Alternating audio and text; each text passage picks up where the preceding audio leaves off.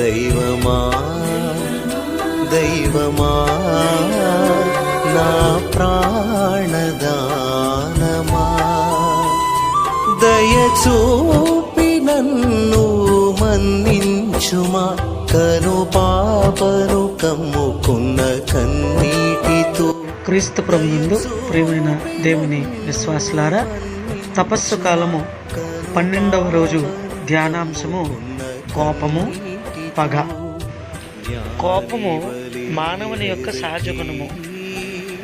అదుపు తప్పిన కోపము వలన శారీరకంగా, మానసికంగా, ఆత్మీయంగా నష్టమే తప్ప ఏ లాభం లేదు. అందువలన కోపం కూడా పాపమే అని బైబిలులో వ్రాయబడి ఉన్నది.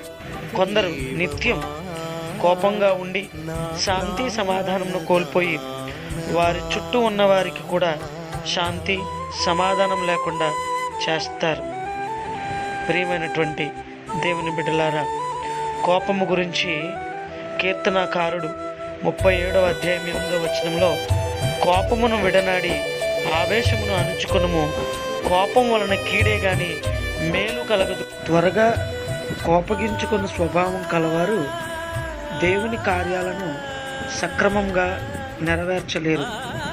కోపిష్టి కలహాలను కలిగించును, ముక్కోపి దుష్కార్యములను చేయును.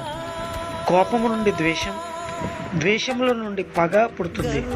కోపములో విచక్షణ జ్ఞానం కోల్పోయి హత్యలు చేసి జీవితం నాశనం చేసుకున్నవారు ఎందరో ఉన్నారు. కొన్ని విషయాలలో, కొన్ని సందర్భాలలో ఇతరులపై మనం తప్పగా కోపగించాలి.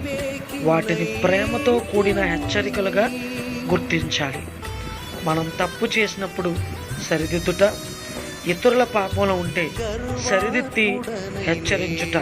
అందువలన మన కోపం పాపములోనికి వెళ్లకుండా జాగ్రత్త పడాలి.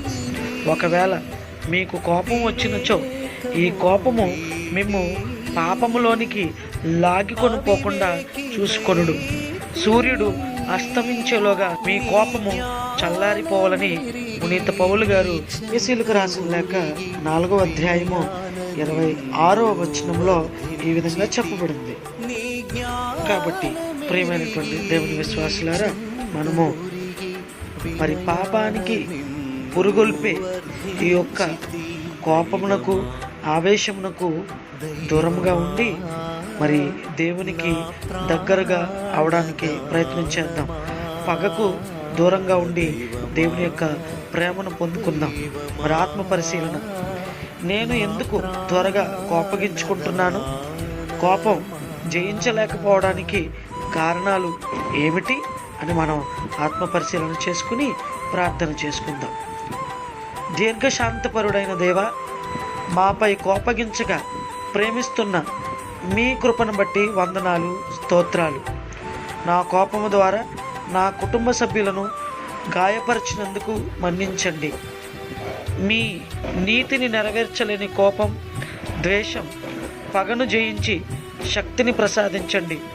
నన్ను ద్వేషించు వారిని ప్రేమించి వారికి సహాయం చేసే గుణాన్ని దయచేయమని మా నాథుడైన క్రీస్తు ద్వారా మనవి చేస్తున్నాము. ఆమేన్. పితా, పుత్ర, పవిత్ర ఆత్మనామమున ఆమేన్. కలియా తిరిగి తిని